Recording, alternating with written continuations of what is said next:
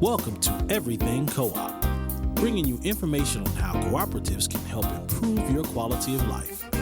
This show is being sponsored by the National Co-op Bank, NCB. The NCB is dedicated to strengthening communities nationwide for the delivery of banking and financial services for the nation's cooperatives, their members, and other socially responsible organizations. For more information on the power of community ownership, visit ncb.coop. That's ncb.coop. Now stay tuned for your host, Vernon Oakes. Good morning, everybody. This is Everything Co-op. Welcome this morning. It's a beautiful, beautiful Thursday morning here in Washington, D.C. And we have two wonderful ladies on the show with us this morning. We have Dorcas Gilmore, who has her own law firm here in the district, Gilmore Khandhar, and Renee Hatcher, who's out of Chicago. She's at the University of Illinois, Chicago. Good morning, ladies. Good morning, Good morning, Vernon. So, Renee, can we start with you and tell us what you do at the university? Yeah, absolutely. So I am an assistant professor at the University of Illinois, Chicago at the law school. And so in addition to, regular teaching responsibilities, I run a clinic called the Community Enterprise and Solidarity Economy Clinic. That's a long way of saying we provide free legal support to cooperatives and nonprofit organizations or community-based organizations that are really thinking about transformative change, economic justice, racial justice in the greater Chicagoland area. So we help them with things like starting, forming, governance, different types of contracts that they may need, pretty much everything that a lawyer does that doesn't require someone to go actually into the courtroom, which I don't know that people think all that often about, but our practice is transactional, which basically means we help people build the institutions that actually serve them and that actually improve their lives. And we focus in on, communities and community-based organizations that are really trying to put forward a transformative vision for their own neighborhood. Transformative vision for their own neighborhood. I like it. And Dorcas, what do you do in your business, in your law firm? Well, thank you, Vernon, for having us. And Gilmore Khandhar is a solidarity economics law firm. And that means we do a lot of what Renee just described. We represent racial and economic justice focused organizations as their general counsel, which means we're their in-house lawyer for the range of things that organizations might need.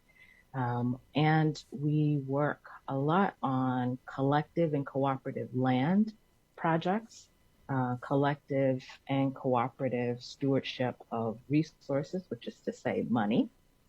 And then we support a range of projects by consulting and training lawyers in particular on how to be in partnership with communities, how to actually be of service to communities, what some would call a community lawyering approach, or in a larger view, a movement lawyering approach. So we do training on those things as well. And really at base, it is exactly what Renee was describing of lawyers in service of communities, and particularly our communities. And by that, I mean communities who have borne the brunt of disinvestment and extraction in this economy. Lawyers in service of community. Lawyers in service of communities.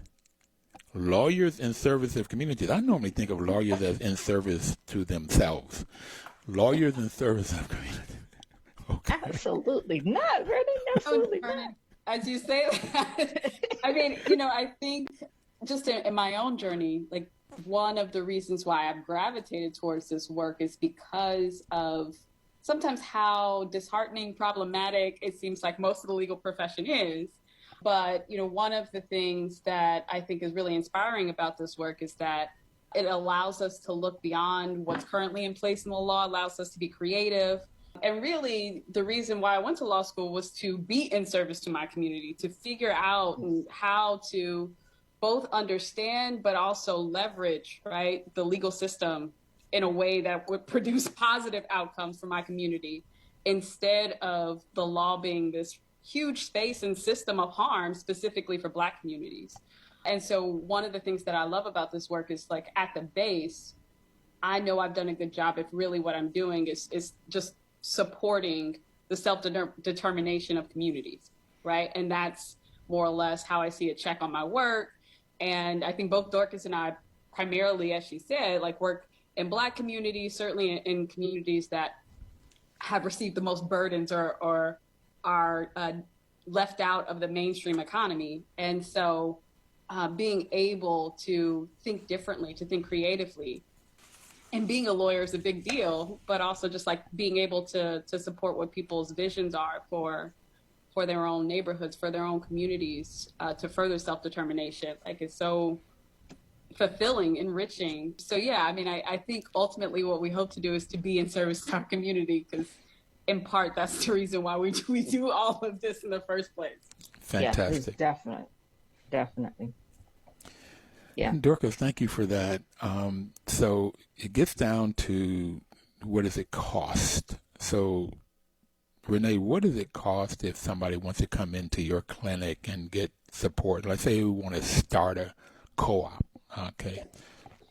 Yeah, well, so I'm in a unique position. I started my career in legal services. And in part, I did that because I wanted to be able to work with the clients and support, like, the community work that often is not well resourced. And what do you mean by not well resourced? Meaning that, like, we have always, particularly Black communities or communities that have been ignored, disempowered by the power structure, by capitalism, by racism, typically do not have the resources to pay an attorney. Too often we are broke and we want to start a business and we don't got no assets. Yeah, okay, I know what. Okay, I just want you to bring it on. That is both true, and okay. We've also always been able to do a lot with a little bit, right? But I wanted to be in a unique position to be able to represent the clients that I cared about, not based on their ability to pay. And so one of the reasons I made my way, or I found my way to academia, was to be able to do work pro bono, but also not necessarily to have to constantly fundraise or to try to both woo and explain why this work was important to philanthropy. And so I'm in a unique position as a director of a clinic at a law school in that we don't require clients to pay. Essentially our work is pro bono with the exception of any kind of filing fees that might come up. But also, I'm so thrilled and always very inspired and encouraged by Dorcas's work at her law firm, because I think it's a signal, one, that more people are moving towards collective forms of organization, of governance, but that also, like, we have, like, this work happening at a lot of different levels, that people are finding ways to pool resources together, and that there is paid work, and that we need law firms who also are doing this work in different ways. And so it's always, very fulfilling to me to be able, for example, to refer folks to Dorcas or mention the work that she does at her law firm, in part because we need more lawyers doing this work, and we need more law firms who are specializing this and also approaching it in a community lawyering approach or a movement lawyering approach. I really liked when Dorcas said that they do training, particularly to other lawyers. So yeah, that's absolutely needed. For understanding this community lawyering approach to how to be of service to a community as opposed to being of service to self. But I found that with that's how I learned about co-ops. I manage limited equity housing co-ops. And as a manager, it's how did you take directions from the board, from the community, as opposed to going in and saying, we're going to do this, and this is when we're going to do it, and this is how much we're going to pay for it, is what do you want? Okay, that's so critical. So, Dorcas, you're here in D.C., is that correct? Or Baltimore? Where are you? I'm in Baltimore. You're in Baltimore. Okay. Yes. So both of you, I want you to know a guy named Anthony Cook. And I may be, Renee, if it's okay, giving him your name and number, because he's starting a clinic at Georgetown. Okay, and so that's what he has been about. He said the last I talked to him, he had a dean approval, and I don't know where he is. I haven't talked to him in a little bit, but he seems to be doing really, really well. Okay, and Renee, we talked about costs. What does it cost if I came to your firm and I wanted help to start a co-op or something? So the legal work is free. Oh, Dorcas, you jumped in. Okay, Dorcas. Go ahead. No, go ahead. No, but I guess just to say a little bit more about the nature of the work, right? A lot of the work doesn't happen in a lawyer's office, right? So much of this work in building co-ops, right, or building other types of collective democratic organizations is really about people engaging differently with each other, building deeper relationships of trust, trying to have that democratic practice of collectively figuring out, okay, how are we going to move forward? Or how do we make decisions by consensus? Or what do we see as our priorities in terms of the things that we want to address? And so, a lot of my clients are at different stages of the process when they're trying to start a co-op. And what we try to do is to basically put the law in service to whatever their vision is. And so a lot of it is very time intensive. But ultimately, I always feel like the law is one piece of a much larger puzzle in this work, and certainly not the most important.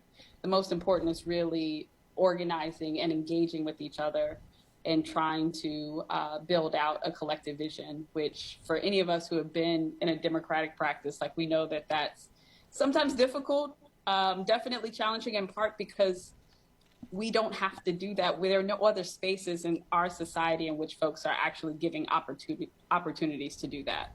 So, okay, thank you, Renee. On the firm side, the costs range, right? So the way in which we approach thinking about working with clients is that clients that can't pay as much don't pay as much, and clients that can pay more pay more. And those clients, frankly, subsidize clients who can't pay as much, right? So there isn't a one price. There is a sliding scale that is dependent upon the stage of organizational development, the alignment of mission and vision.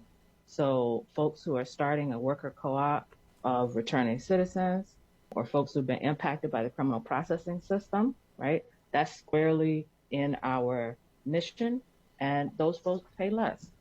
And so we think about who we are working with as a part of that. So thank you, ladies. We're finishing our first segment here. We're going to take a break. So thank you. You've said so much to self-determination of communities. That's the piece I like. And they're charged based on where they are and what they can pay. That's wonderful. We're going to come back, and I want to get to some examples of the different kinds of communities, different kinds of organizations you all have helped. We'll be right back. Please don't touch that dial.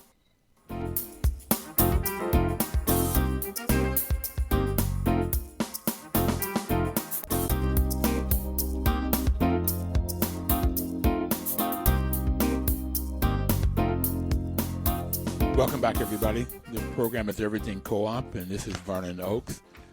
There's values of cooperation is self-help, self-responsibility, democracy, equity, equality, and solidarity. And in the founders, the cooperative members believe in the ethical values of honesty, openness, social responsibility, and caring for one another, which I think of as the golden rule.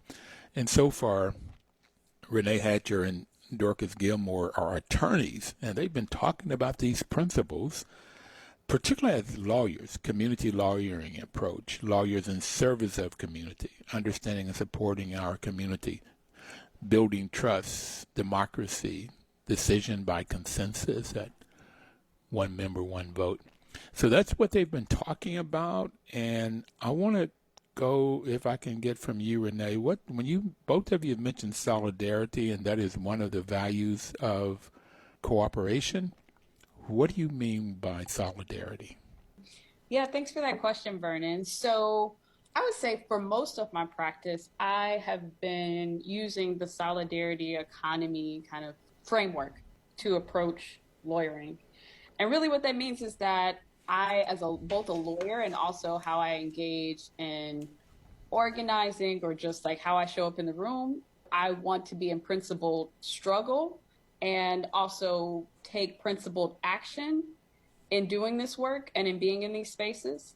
But beyond that, the solidarity economy is like my framework for transformative change and how I think about a lot of the work that cooperatives do is really in transforming the economy to one that actually serves the needs of people, that is sustainable for the planet, and that improves our lives, right? And so when we think about the principles of the current economy, right, it's extraction, it's exploitation.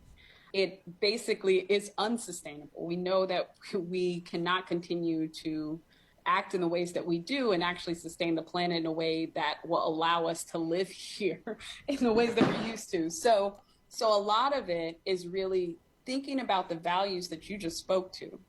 And how do we embed those values in all of our institutions?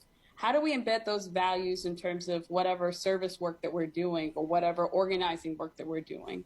And to me, that's really what solidarity is about. And beyond that, like solidarity economy, simply put, is really about changing the values that underlies the way that we can actually engage and interact with each other.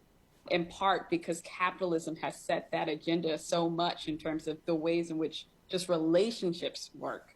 So we're trying to find new ways that actually are aligned with the values of solidarity, of sustainability, of anti-oppression and equity, and embed those into all of our spaces. And so that's the work that we try to do. Those are the clients that we try to take, and clients that have a similar vision of transformative change in terms of both the economy and society more broadly.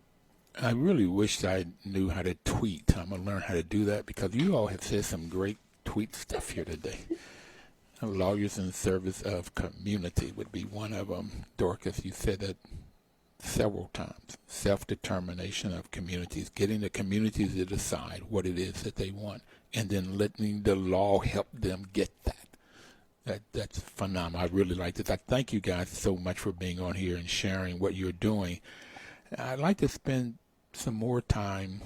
So we're talking about Baltimore and Chicago, but this is happening all over. In talking about the land, Dorcas, this happening in Los Angeles at the downtown Crenshaw. Downtown Crenshaw is the folks out there, black folks out there, trying to buy 43 acres and make it into a community that helps them in gentrification. So far, the folks that are selling it wanted to sell it to white developers who would gentrify it and push the blacks out. And the blacks there are trying to buy it so they can create co-ops and affordable housing that keeps the people there, and they can afford it and they can run it and they can get the profit out of whatever businesses that are there.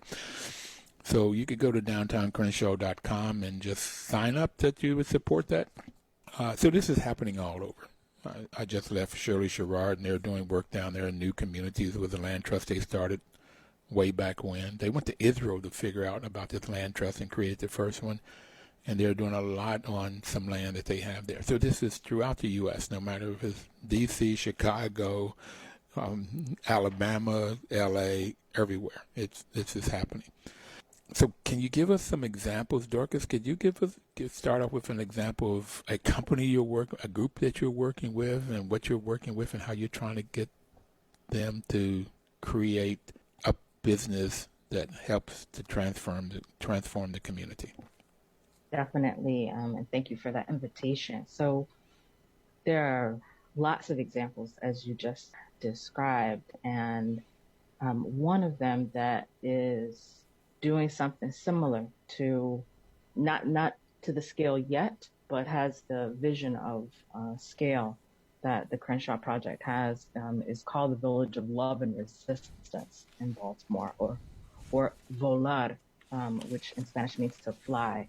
And it is a model of both collective land stewardship and community investment.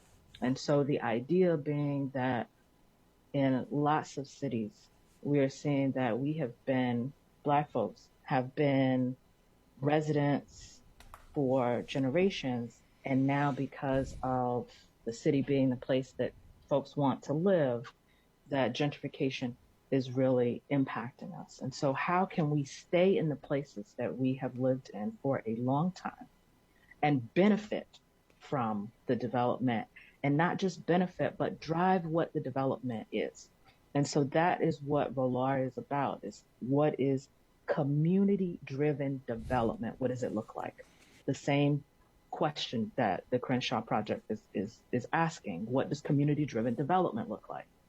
And how Volar is approaching this is to say that we need both a community investment vehicle, a way for regular residents to be able to contribute $20 a month, $30 a month in a share, and to be shareholders in a community investment vehicle such that residents control.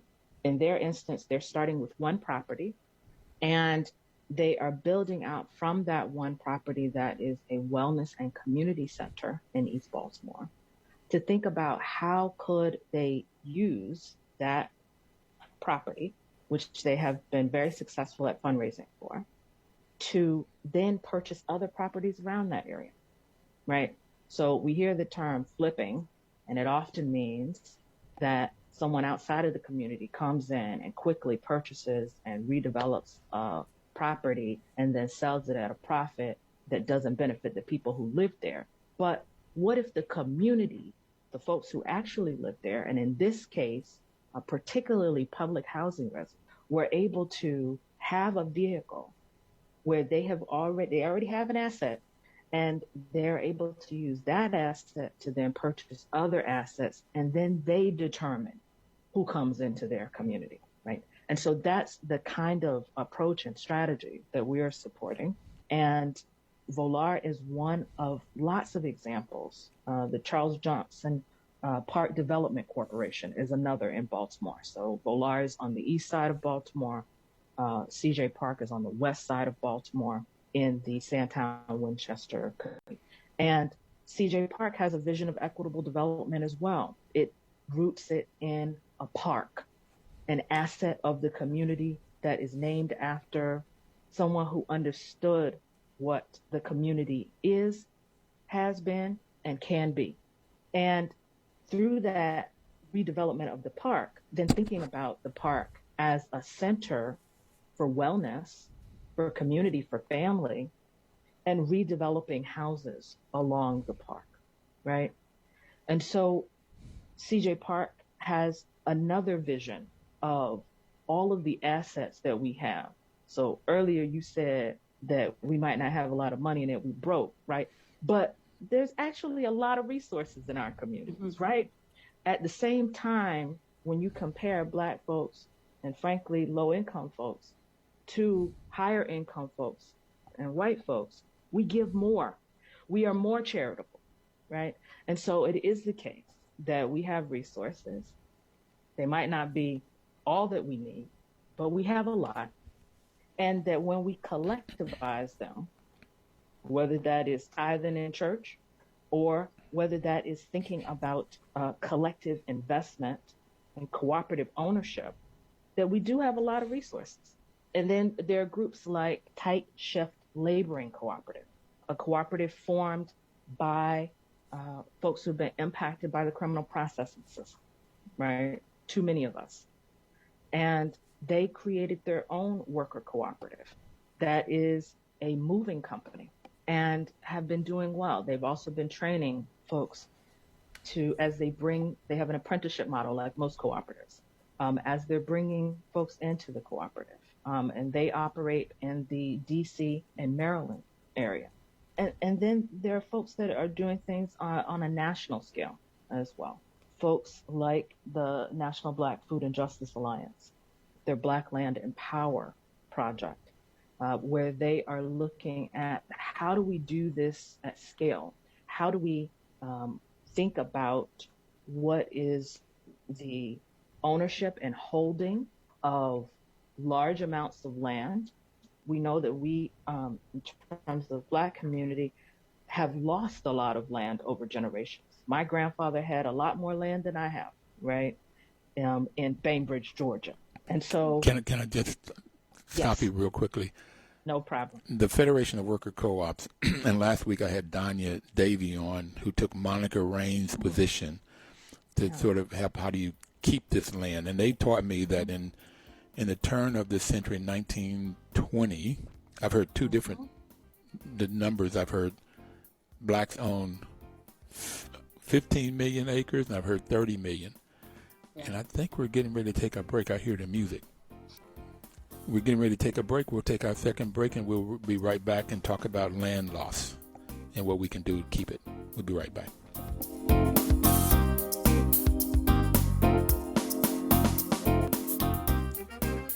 Welcome back, everybody. This is Vernon Oakes. The program is Everything Co-op, and our guest today is Dorcas Gilmore, who has her own firm, Gilmore and Khandhar, in the Baltimore area, and Renee Hatcher, who's at the University of Illinois. She's an associate professor. I'm a law professor. Associate law professor. And I'm instead of full professor. We didn't say the full professor. Give me a couple of years. I'm working on that. All right. I taught for 12 years, so I know that hierarchy. And so, yeah, congratulations on an associate professor. That's not necessarily easy to get either. So before we took break, Dorcas, you were given those examples, and I'd really like to get back to if you have anything you want to add to those examples that you were talking about, because that's what I really want people to hear. Or what are the things that everyday people are doing to help to change their communities? What kinds of organizations are they forming, and how you are assisting them in getting that done? And they end up paying with your law firm based on what they can pay. If they're returning citizens and they have very little, their fee is very little. If they are very, very wealthy folk, then the fee may be more in line with what other law firms. I don't know what your fee is, but other law firms. It's a sliding scale, because your focus is how to help people get this community involvement, this self-determination of communities. Any other examples that you want to expound on that a little bit more? Yes, just two other examples. So I was mentioning the National Black Food and Justice Alliance and the Black Land and Power Project, and the importance of that for most Black folks. And I was using myself as an example, that my grandfather was born in 1903 in Bainbridge, Georgia. And he and his siblings had more land in Bainbridge, Georgia than any of my generation. And a lot of that land loss happened because of heirs property, and the way in which through generations, folks, I don't live in Bainbridge. My mother didn't live in Bainbridge. And the continued payment of taxes on property, right? And who bears that in a family, and how that shakes out, and sale of land as a result, without a vehicle for really collective stewardship of the land, as opposed to traditional property defaults. And so the National Black Food and Justice Alliance is really focused on how do we think about collective land stewardship, collective land purchase, holding of land, so that in various communities that we're able to, frankly, have what my grandparents had, and that we have lost today. And so that is, and that work looks like helping to structure. So Renee talked about transactional work. So if we're touching a courtroom, something went wrong. We are not those lawyers. And so the way in which we work with our clients is on how do you think about who owns what, who makes decisions about what, how do you collectively make those decisions? What are the agreements that we have with one another?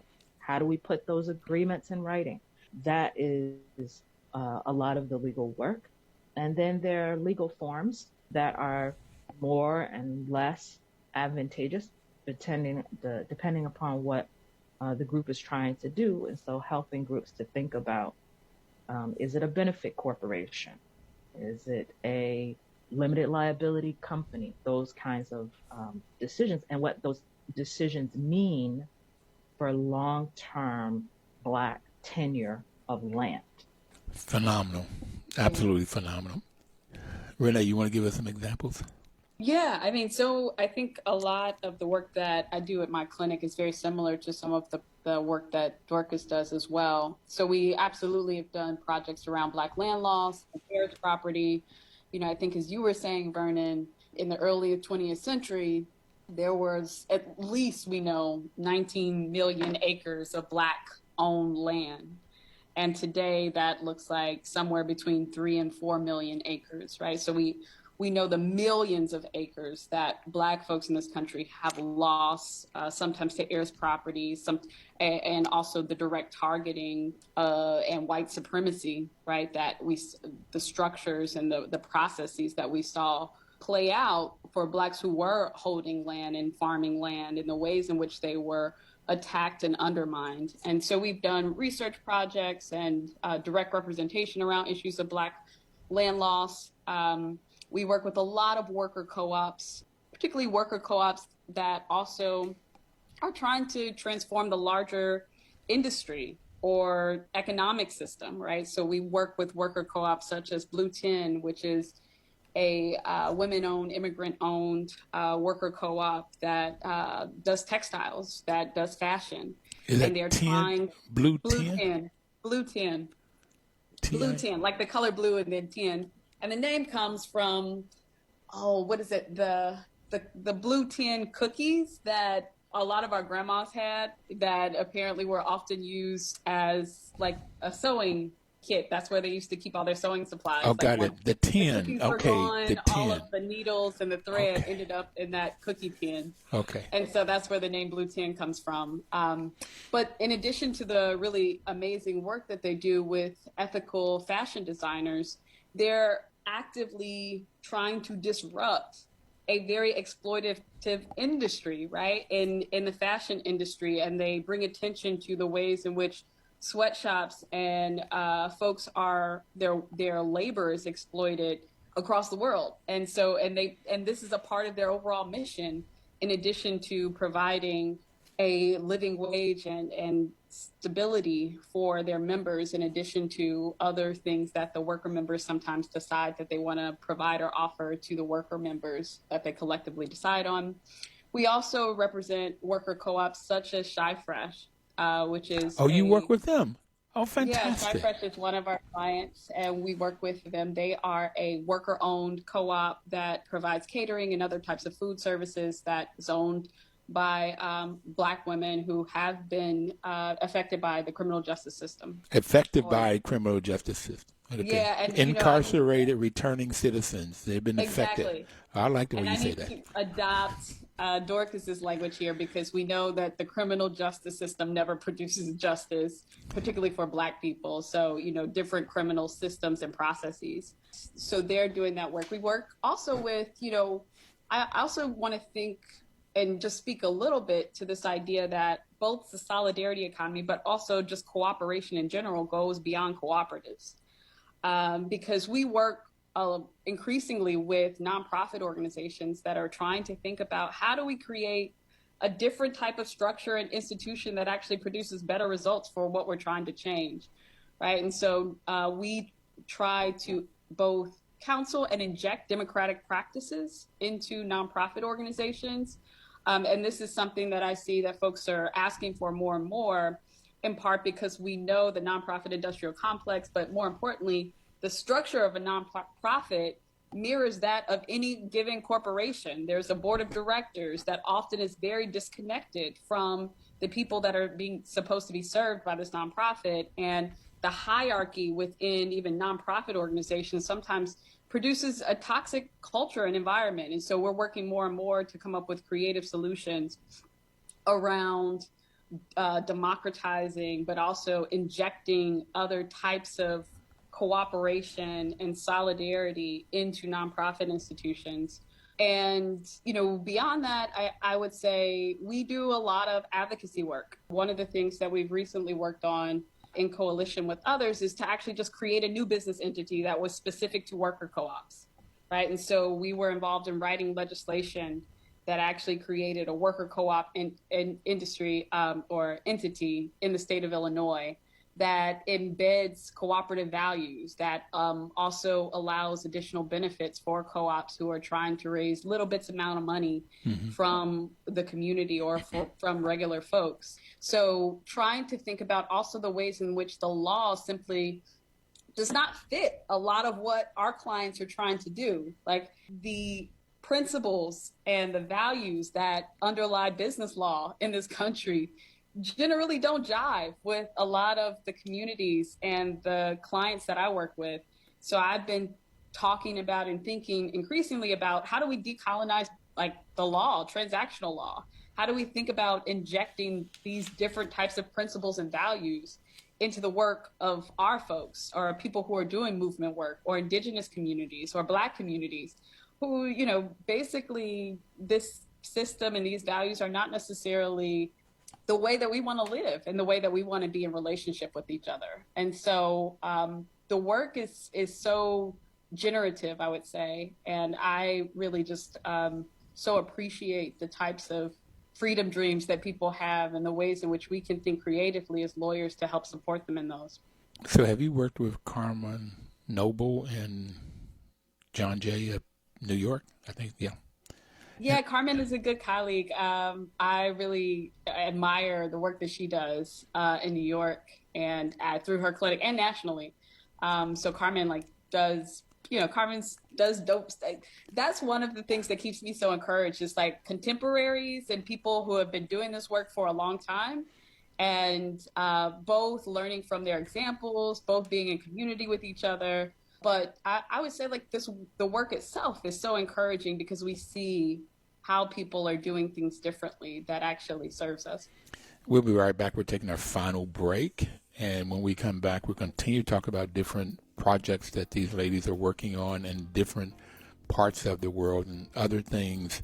I really want to get to what you can do to help change your community. We'll be right back.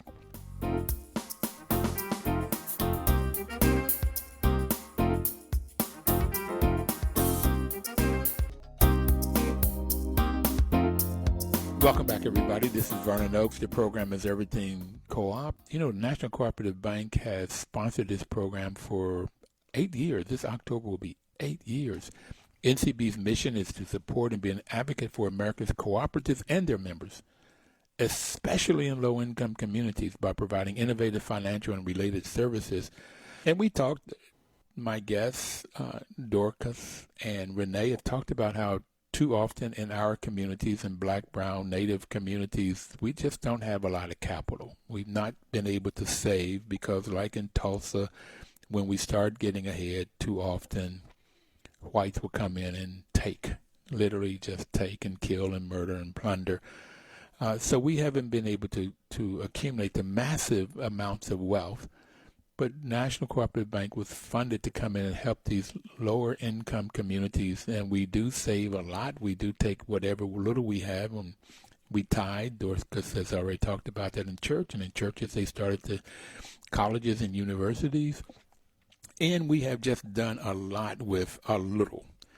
Now I want to talk a little bit more with these two ladies about, we're talking about lawyering, and is there a network of lawyers that's doing this work? Dorcas, you want to take that? Yes. So there are networks, plural, of lawyers doing this work, which is phenomenal. So Renee and I have both been a part of building a group of lawyers, a group of Black lawyers that are focused on solidarity economics in different ways and in different practice areas across the country. And that group is called Black Lawyers for Economic Solidarity Network, or BLESSN. And also I mentioned training previously, and so we will be talking next week with a group of lawyers that are forming a network called the Just Transition Lawyering Network. It will be an institute where we will train up to 150 lawyers on how to do the range of work that we're talking about here that includes what we're talking about as blocking the bad or a divestment from the kinds of practices that have been harmful for our communities, and building the new, or an investment or reinvestment strategy in what is regenerative. And so Renee and I'll be talking next week about reparations and building the new. And so there are lots of lawyers who are doing this work. There are lots of lawyers who might not call it this, but are doing it in their community. And so we're really looking at how to collectivize the lawyering, how to train more lawyers. We have seen a level of excitement from law students and legal workers and lawyers in various ways around the Just Transition Lawyering Institute, and are excited to continue to build this network. In addition to that, there have been, since Ferguson, a renewed focus on movement lawyering, which is not new, right? Has been around for a long time. And Black lawyers in particular have been movement lawyers for a very long time.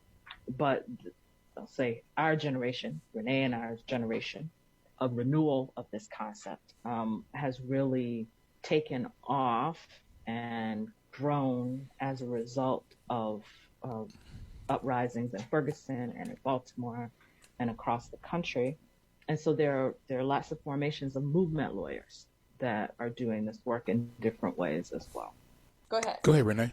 No, I was just going to say, I think just jumping off that last point and what the landscape looks like now with movement lawyering, I think for a long time, and I think our movements too are also doing a better job of integrating not just the resist work, right? Not just the reactionary work when certainly, another Black human being dies at the hand of the state or the cops, right? And people come out enraged as they should be, but also thinking about how do we create the institutions that actually let us go beyond this? And so that's one of the things that really excites me lately, is that people are integrating more of the build, reimagine work with the resist work. That's part of what we're trying to do here in Chicago. I see now a lot of energy, both in the network and movement for Black Lives, around creating co-ops, for example, that actually would support abolitionist visions, or basically creating institutions that would be owned by community, that would be controlled by community, that actually provide for their safety, for their well-being, for their material needs, right? Which is really at the root of, I think, a lot of what we see around just wellness, safety, protection, particularly in Black communities. And so I just want to point that out, shout that out, all the work that's happening, all the work that people are doing. And I think we are more than ever getting and moving into a really exciting place, both in marrying both resist and build, but also a lot of the healing work that has to happen, which also speaks to what's happening both in our organizations, but also as we move through society, through systems, as we have to deal with systems, and the type of healing that we need to do on the interpersonal level, but also, on the individual level. And that extends to our institutions as well. And so I'm really excited just about a lot of the momentum and the thinking that's coming out and the organizing that folks are doing right now. So I've got resist, build, heal on an individual level and community level. And doing that through lawyering, which I don't normally think of lawyers as doing that kind of work. So I'm really excited about what you're doing. Renee, how can people reach you? They can reach me mostly by email. Okay. Right now, unless you're one of my students or a client, I don't know if you can reach me, just because we're in the thick of the beginning of our semester. So we're onboarding new clients. We're jumping into new advocacy projects, which is really exciting.